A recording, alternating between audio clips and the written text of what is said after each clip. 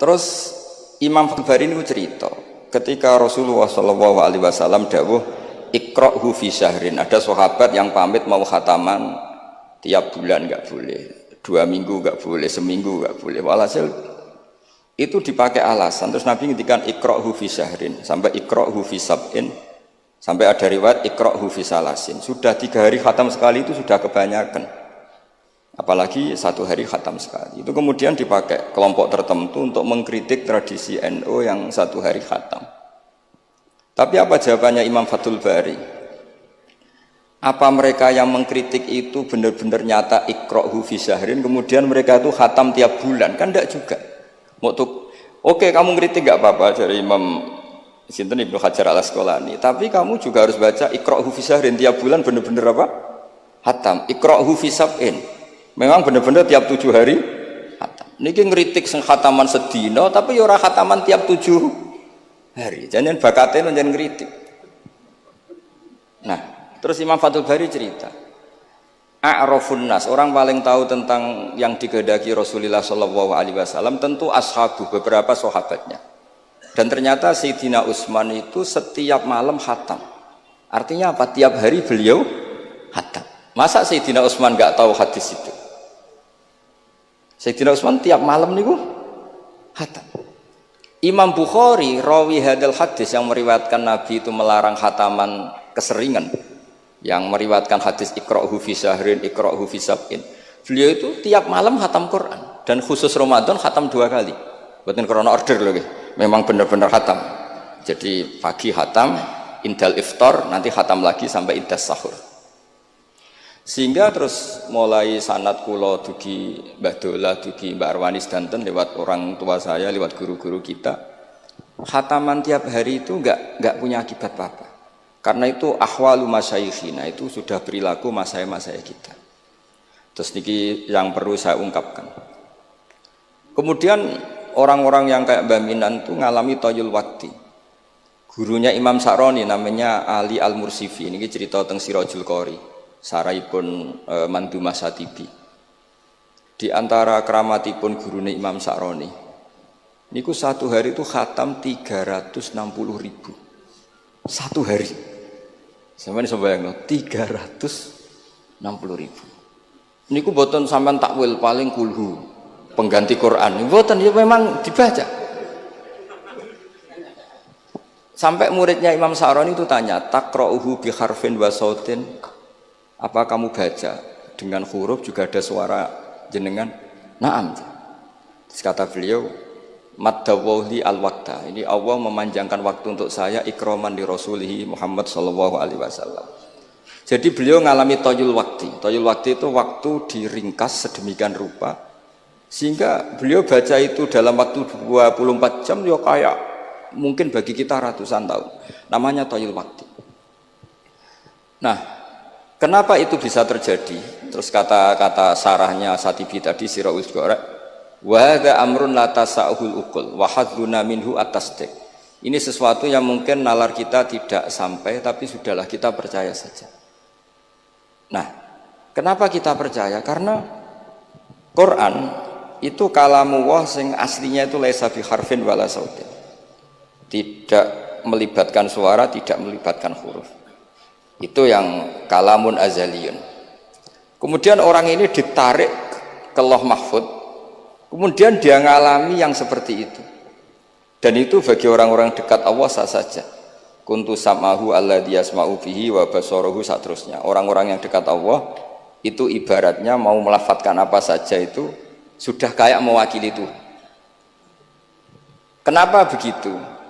Karena dia saking fananya pada dirinya sampai ya memang fana. Sehingga ya dia sudah, tapi bukan manunggaling kawula Gusti boten. Misalnya begini, saya beri contoh. Andaikan sampean itu jadi wali, sebetulnya saya bilang andaikan ini suul adab, bisa saja wali betul. Tapi kayaknya kok belum meyakinkan. Andaikan dulu, urutannya andaikan dulu. Kalau sampean jadi wali, itu enggak tahu bedanya antara ayam itu melahirkan telur atau telur lahir dari ayam dengan ayam itu lahir dari batu. Itu enggak tahu bedanya. Apalagi Nabi. Nabi itu malah nggak kepikiran kalau itu ada bedanya. Kenapa? Ketika kamu percaya kudroh azaliyah sing ghairu mahsurah, kamu percaya kudrohnya Allah Ta'ala itu tama sempurna, itu kan sampean mesti berpikir, memangnya ayam bisa bikin telur? Memangnya telur punya kemampuan apa untuk menjadi ayam? Jadi sampean tahu betul kalau ayam itu tidak ada kudrohnya sama sekali, tidak ada kemampuan sama sekali untuk melahirkan telur, telur tercipta jadi ayam. Artinya apa? Meskipun sesuatu itu sudah adi, sudah biasa, tetap yang ada adalah kudratullah, bukan hukum adat yaitu ayam menelur. Sehingga seorang nabi itu, misalnya Nabi Soleh ditanya, apa bukti mujizat kamu? Saya minta unta keluar dari batu besar ini. Dari Nabi Soleh, ya nggak apa-apa. Karena beliau itu tahu betul ketika unta lahir dari unta, itu memangnya unta bisa apa? Memangnya unta iso gawe unta, ayam iso gawe telur. Semua itu ada kudroh azaliyah, ada kudrohnya Allah. Nah wali dan apalagi nabi itu tahu betul itu. Sehingga ya nggak ada bedanya. Misalnya para nabi sampean tanya, ayam bisa melahirkan telur, apa batu ini bisa melahirkan telur? Ya jawabnya bisa. Sehingga ya betul lah. Terus ada Naqatu Soleh itu keluar dari apa? Batu. Dan Nabi Soleh biasa saja karena beliau memang nabi. Rasulullah ketika sahabatnya kelaparan, terus diundang Jabir, masakannya sedikit. Ya beliau bilang ini masakan harus jadi banyak. Ya banyak, untuk orang sekian ribu cukup. Ketika sahabat kurang air di padang Sahara, gitu, sahabat bingung nyari air, Nabi malah sare, masyhur. Sare, terus ya santai aja ketika beliau dilapuri kurang air, terus ya sudah minum air dari sini, terus fana ba'al ma' min baini asabihi. Karena Nabi itu orang yang tidak bisa didikte oleh hukum adat, sehingga tidak terus ayam ini bisa melahirkan telur, berarti mungkin. Kalau batu enggak melahirkan telur, tidak mungkin. Terus kamu bilang ini mungkin, ini tidak mungkin. Itu kita kalau di matolek kan diajari. Padahal mungkin tidak mungkin berdasar hukum adat, bukan berdasar kudrohnya Allah Subhanahu wa Ta'ala. Nah, orang-orang yang sudah begini, masalah rezeki juga gitu. Soalnya sementing para pangeran, masuk dimbarno pangeran. Akhirnya sudah sementing muamalah mbek Allah. Makanya dulu ada cerita seorang Habib, dia nggak punya pekerjaan, terus setiap hari dia sholat, tiap pagi ngantor. Ternyata dia ke musola atau ke masjid sholat. Terus kata Habib itu, ya Allah, semua orang yang kerja engkau gaji, maka saya ya harusnya engkau gaji. Iku yo terus sugih, tapi bukannya ditiru boleh. Jadi dia apa ngantor ya ora di kantor, ngantorin di masjid sholat. Tapi ini nggak boleh gaya-gayaan yang sudah makomnya seperti itu. Kalau sampean gak makome ribet. Tapi ini cerita ya, kalau tak belajar Quran. Sehingga para nabi itu nggak kepikiran, misalnya Nabi Ibrahim itu nggak kepikiran kalau api itu bisa membakar, karena beliau tahu api apa punya ikhtiar, api apa punya irodah, punya kehendak. Api apa punya cara yang diinginkan api itu untuk membakar saya, kan tidak juga, dia benda mati. Pasti itu murtangan Allah. Sehingga ketika beliau mau dibakar ya santai aja, beliau nggak tahu bedanya di sana sama di sini. Semua nabi itu begitu, ma kunta tadrimal kitab walal iman. Makanya semua nabi itu rata-rata ummi itu ya pokoknya sudah begitu. Makanya disuruh berdoa ya nggak mau. Kata malaikat Jibril, saya Jibril untuk nolong kamu. Tidak, saya tidak butuh kamu. Maksudnya kamu ngomong, nanti tak sampaikan ke Allah. Allah itu sudah tahu tanpa kamu. Hasbi min su'ali ilmuhu bihali. Itu Nabi. Nah, Rasulullah Muhammad SAW juga sama. Ketika mau perang Badar, itu kan musuhnya itu 1000 lah kira-kira gitu. Sahabat itu 300. Terkenalnya 313 sama dengan ashabi apa itu? Talut itu. Apa itu waqatala apa Daud, ashabi Daud itu. Itu Nabi ya santai saja. Padahal itu pedang satu dipakai orang 10. Sampai bisa bayangkan perang pedangnya gentinan. Tidak bisa kan? Tapi Nabi karena diutus Allah ya jalan saja. Ya santai. Karena bagi Nabi itu nanti ada kudratullah. Betul. Ternyata perang musuhnya 1000, musuh 300, yang satu perlengkapan lengkap, yang satu gentenan pedang. Perang ya, dibacok sik nyilep pedang itu musuh kan yo gak iso bayangno. Singkat cerita terus masyhur itu Nabi terus berdoa. Ya Allahumma intuhlik hadil isobata lam tu'bad ba'dal yaum. Walhasil terus ada pertolongan dari Allah. Artinya Nabi nganggep ini gak penting 300 apa 100. Orang menang tuh ya karena biqudratillah. Begitu juga di perang Khandaq sehingga Nabi itu pernah minta kakinya kambing. Kaki yang depan namanya dirok. Dirok itu 2 kan, namanya kaki depan itu dirok. Coba ambilkan dirok itu, ini ada tamu, diambilkan. Terus diambilkan lagi, ambilkan lagi 1, diambilkan. Terus ambilkan lagi, bukankah kambing diroknya hanya 2 ya Rasulullah? Andai kan kamu langsung ngambil, pasti tetap jumlah itu ada. Karena ketika Nabi ngendikan ini jadi konstitusi. Jadi kemana malaikat kudu melok ribet Nabi ngendikan. Ya masyhur kan Nabi khutbah, padahal pas musim kemarau nggak mungkin hujan cara hukum adat. Ya Rasulullah khutbah ojo suwi-suwi niki wong bingung perkara ana udan. Pun pokoke niki bingung halakatil amwal mergo gak ana udan. Niku Nabi langsung ngendikan udan. Bareng udan minggu berikutnya wong kebanjiran sakniki mboten rusak krana kemarau tapi krana banjir. Niku Nabi ngendikan Allahumma hawalena wala ini langsung mari. Artinya Nabi itu nggak bisa didikte terus. Ini secara ilmu falak, ini nggak musim hujan. Nah, kiai saya kan perhitungan, gelem istisqa sausi didelok guys musim dari istisqa. Kalau di konco kiai ahli falak, ini kon istisqa ora gelem. Tak takoki kena apa? Tak hitung jek suwi kesudan iki. Engko ora ketara ramandine, dadi dekne ngenteni. Wis, yo ono kiai rondo politik ngoten yo. Tangan-angan yo bener, timbang terkenal ngobos kan nurono reputasi dadi. Iku yo. Tapi kalau Nabi itu ndak. Nabi itu makun tadrimal kitab walal iman. Karena kalau kita sudah makom itu nggak bisa didikte oleh al-ahkam al-adiyah. Nak pitik mulai rondok dari pitik. Makanya ketika ada kitab Al-Husunul Hamidiyah, hukum adat ini telah membodohkan kita lama sekali sehingga Anda tidak bisa percaya kudroh tamah. Dan ini kaitannya hormat baminan ini nanti tentang Quran. Nanti jenengan melihat mukjizat terus gampang selain. Terus kata Imam Al-Husunul Hamidiyah ngendikan umpama klungsu niku biji asem nih. Andai kan tidak pernah terjadi klungsu itu jadi asem yang besar. Kemudian buah, kemudian macam-macam lah ditabrak truk nganti yo masalah tenan. Terus itu gak pernah terjadi. Terus akhbaro kamu birun, terus kamu diberi cerita orang ini klungsu ini bisa jadi pohon besar sekali suatu saat. Kamu pasti tidak percaya. Oh ini mohal, masa barang kecil jadi besar. Berhubung sering terjadi, terus Anda bilang mungkin. Tapi pertanyaannya, loh ketika mungkin itu kamu kan gak ikut bikin. Loh namanya mungkin tidak mungkin kan kamu harus punya otoritas ikut bikin. Kamu kan gak ikut bikin, kok bilang ini mungkin, yang ini tidak mungkin. Ketika itu sering jadi pohon besar, Anda pun tidak berkontribusi kan? Kontribusinya siapa coba? Allah Subhanahu wa Ta'ala. Nah di sini terus para wali itu sudah mengabaikan itu semua. Jadi ya Nabi kalau mau mi'raj ya sudah terbang saja. Kayak Syekh Abdul Qadir Jilani kalau mau tawaf ya tawaf saja. Padahal beliau di Baghdad. Imam Nawawi itu di Damaskus. Tiap malam tuh tawaf. Padahal penerbangan 3 jam.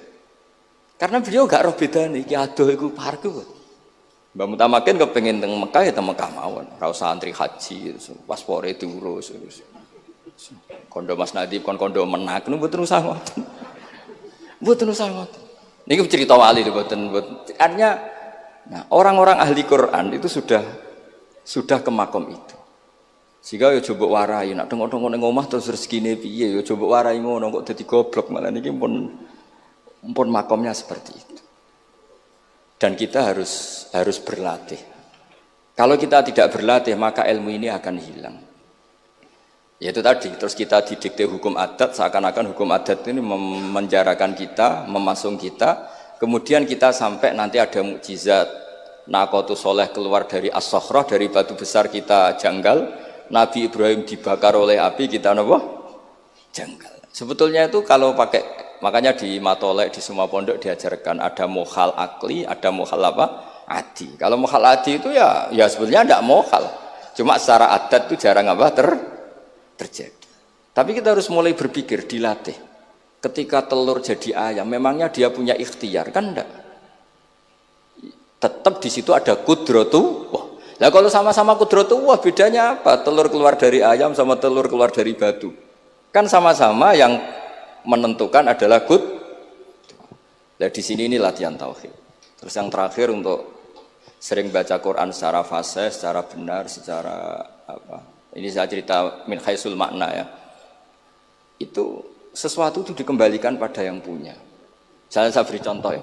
Kalau sampean saya tanya, mic ini kan dari besi, sama ini masker dari kertas, dari kain. Ini kuat mana?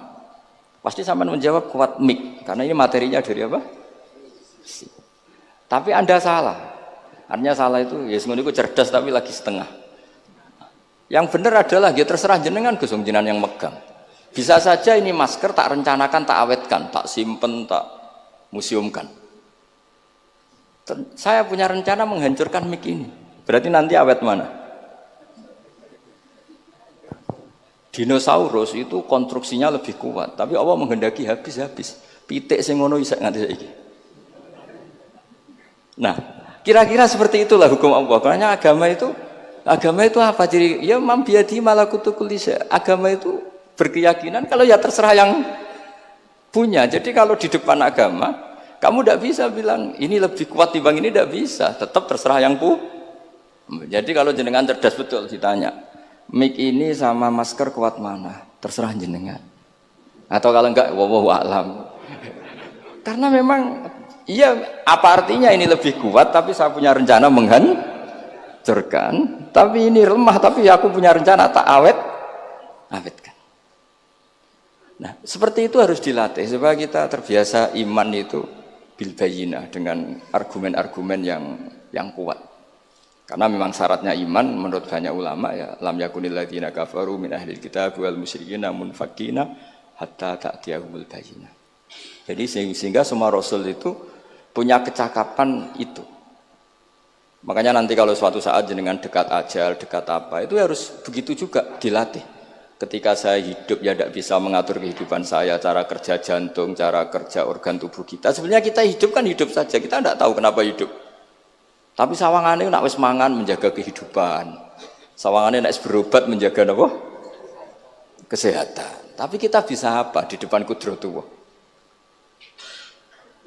Jadi harus dilatih terus. Karena ini ngaji berarti yang ahli Quran dan sekolah suwun.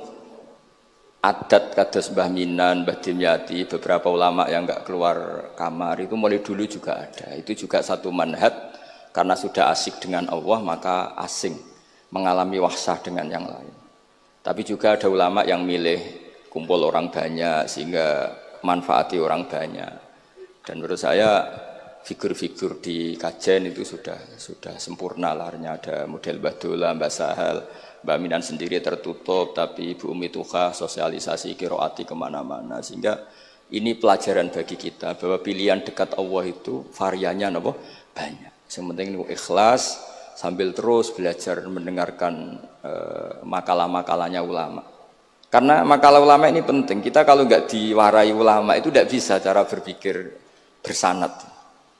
Saya sering didhawuhi Mbah Mun, ihdinas siratal mustaqim itu siratal ladzina an'amta alaihim. Kenapa tidak siratoka, jalanmu ya Allah? Fa inna Allah ta'ala la ya'kul wa la yashrab wa la yanam. Allah itu tidak makan, tidak tidur, tidak apa-apa. Terus kita bisa niru apa, Pak? Tapi kalau siratal ladzina an'amta alaihim artinya thariqullah adalah dengan mengikuti orang-orang yang telah diberi nikmat. Jadi kita niru Mbah Dola, niru Mbak Arwani, niru orang-orang baik. Karena kita enggak bisa niru Allah. Makanya setiap Allah cerita orang kebaikan, cerita kebaikan itu pasti cerita aktor-aktornya. Ulaikal ladzina an'ama Allahu 'alaihim terus minan nabiyyin. Terus itu aja diceritakan keluarganya min dzurriyyati Adam wa mimman hamalna ma'anu supaya orang itu hormat sama leluhur. Saya kenapa cerita Mbah Mutamakin bukan tafakhur bin nasab bahwa kita soleh begini tuh barokahnya doanya orang-orang dulu. Min dzurriyyati Adam wa mimman hamalna ma'anu. Masih diteruskan wa min dzurriyyati Ibrahim wa Israil. Baru soleh secara umum yang tidak perlu nasab. Wa mimman hadaina wajtabaina. Jadi Allah menghormati nasab sampai seperti itu. Sehingga rata-rata orang-orang soleh itu ya babahnya soleh. Mosok turunane sing wakaf masjid, sing kiai puluhan tahun, kalah mbek wong sing dadaan dadi kiai. Yo ketoke ora pati fair. Ini mboten kok urusan kula fanatik nasab nggih.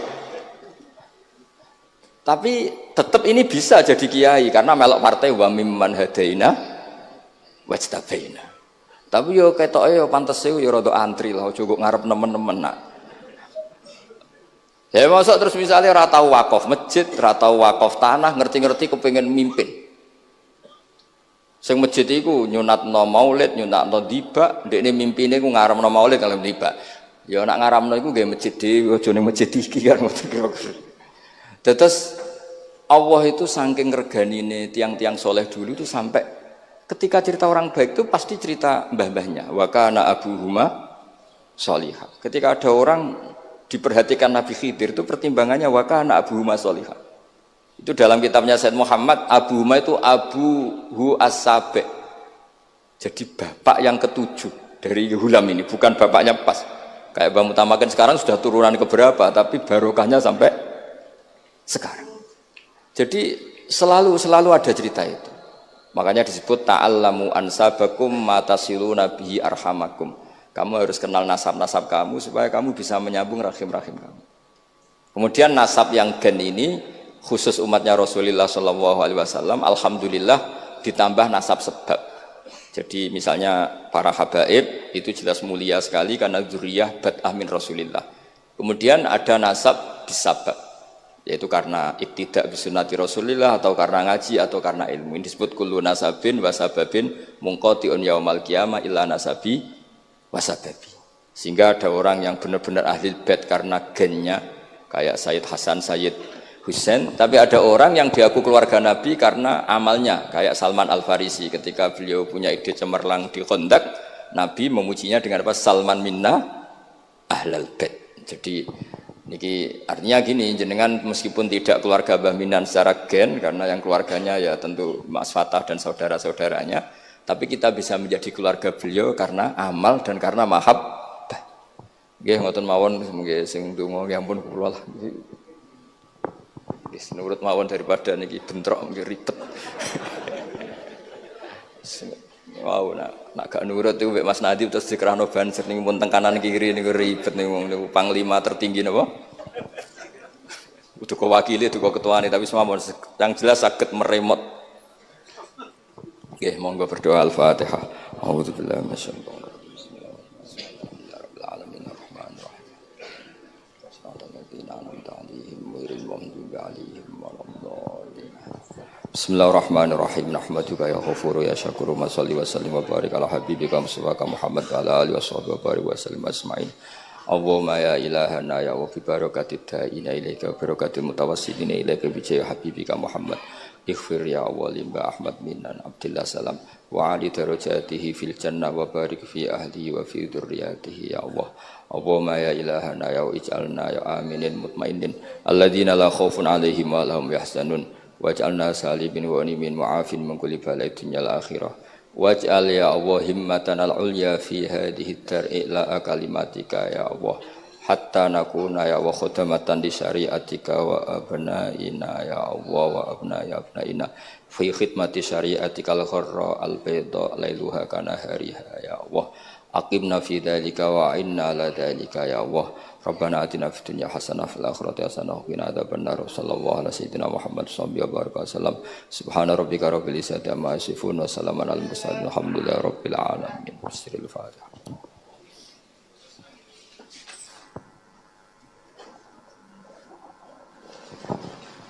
Assalamualaikum warahmatullahi wabarakatuh.